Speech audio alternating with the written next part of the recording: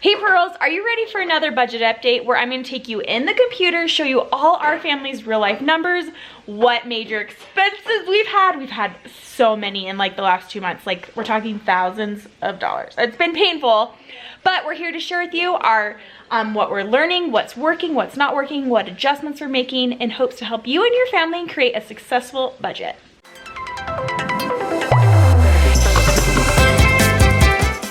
Welcome back, Pearls. I'm Brittany. This is Pennies into Pearls, where you can come every week to find motivation and inspiration to create a better life for your family without stressing about money. If that sounds like something you're interested in and need help with, then click that subscribe button. All right, without further ado, let's jump into the computer and I'm going to show you guys all our real life family numbers of our budget. Here is the new outline that we have for our quarterly family budget updates. So I'm going to be doing these quarterly now, so about every 3 months. Just don't feel like there's enough new information going on month to month to update you monthly. So we're going to be doing quarterly, and that allows us to do other topics in our videos monthly. So I think it's going to work out really great this way. Here's our new format that I'll be presenting it in.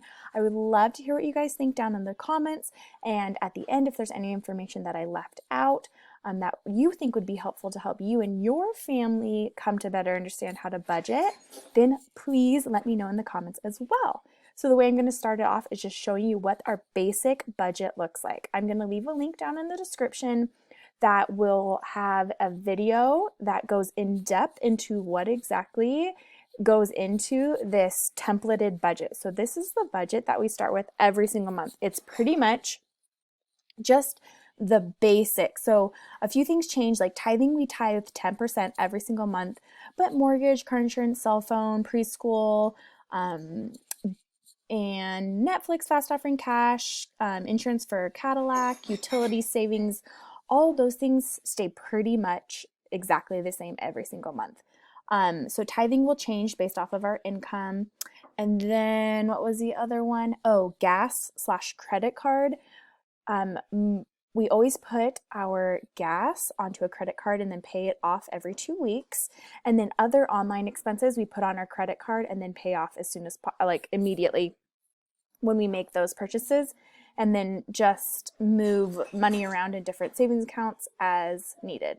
This is the basic, and again, I'll link to a video that goes more in depth into what this looks like. So every single month, this is where we're starting. You can push pause, you can do a screenshot to kind of just get a better idea of what our monthly finances look like. So now what I'm going to show you are what some major expenses have come up since our last budget update. And oh my goodness, it just felt like it was pouring down expenses the last like 2 months.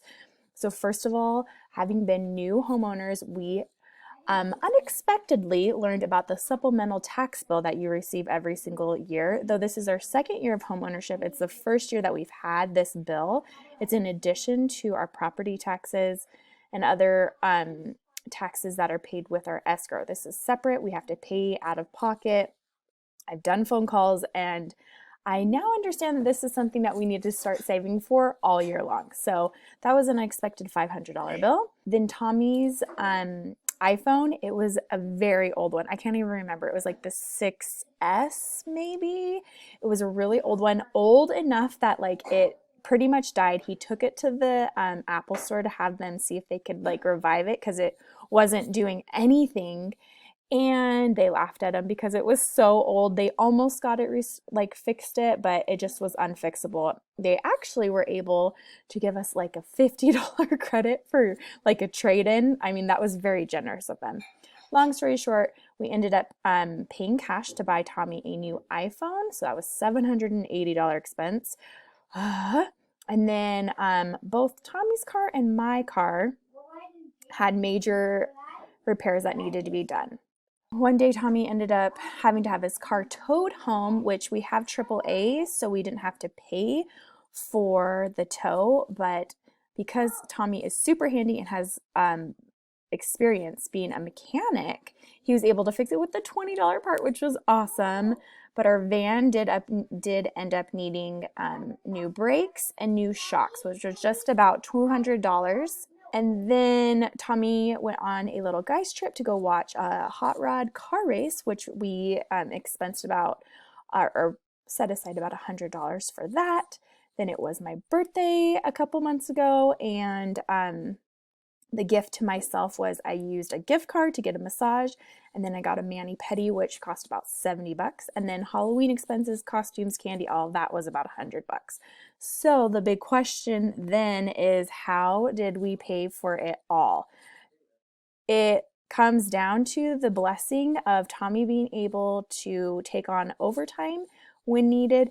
And then we have flexibility with how much money we can take from pennies into pearls. Now, right now, a big goal of ours is to reinvest almost every single extra dollar we can into growing the business, hoping this time next year we can be way further ahead. So we're slowing down to speed up as far as like my income goes. So, but we do have flexibility, and that's how we were able to pay cash for all of that. Now, don't use that as an excuse and say like, oh, good for you, there's no way we'd be able to do that.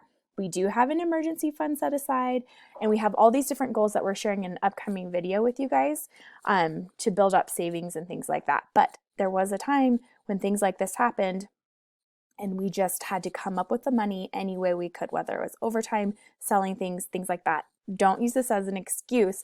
We have worked hard to get to this place where we have that flexibility. So what's new with our budget is that we increased Mav's preschool from 2 days a week to 3 days a week, and that's an extra fixed expense of $88 additional per month. So we've had to adjust our budget to make room for that. So what are we working on? We're working on creating a cash Christmas. We already have all the cash set aside because we set aside money every single month into a cash envelope for Christmas. We're doing good there. We just need to stick to that budget. And actually just did a video on doing a cash or a debt-free Christmas. So you might want to check that out if you're working on that. Even if you don't have the money set aside, I have tips on to help you make it work. We also are managing the increased pennies into pearls expenses that I was just talking about, how we're reinvesting almost every single dollar, which has been a huge pay cut to us. And we're still kind of like in survival mode here on our personal finance end as we're reinvesting more money into our growing business. The other thing that we're working on is that we would like to increase our cash budget for our fund, because what we're realizing is that we were overspending, still using cash, but overspending our fund budget.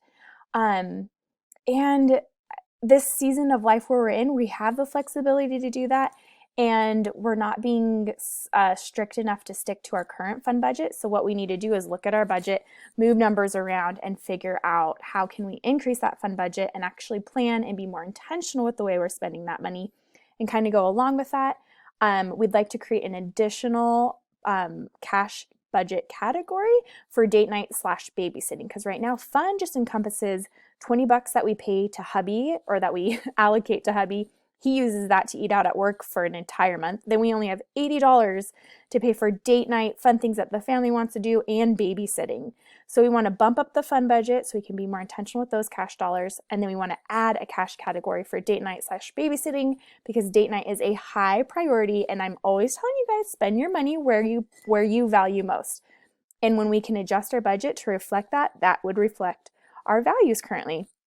So that's kind of what we're working on. And in the next budget update, I will report back on these. Now, I want to know, so what did I leave out of this budget update? What are some things that you think, if I were to show you our real life numbers, what would be helpful for you to see? So let's chat all about that down in the comments. Leave your suggestions and requests down there.